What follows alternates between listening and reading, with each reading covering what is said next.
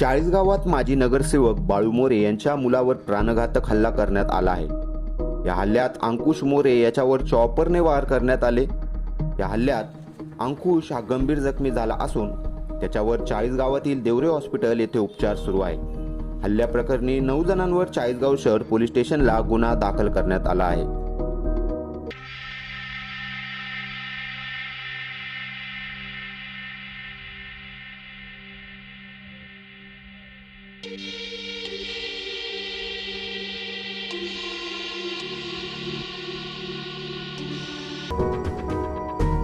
माजी नगरसेवकाच्या मुलाला हल्ला केला त्याबद्दल माहिती हवी सर। परवा 13 तारखेची घटना आहे ती।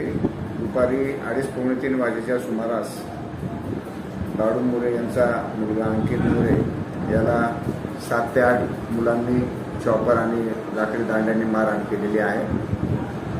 सदर घटनेवरून भादेड कलम 307 नुसार गुन्हा दाखल करण्यात आलेला आहे। आरोपींचा शोध सुरू आहे।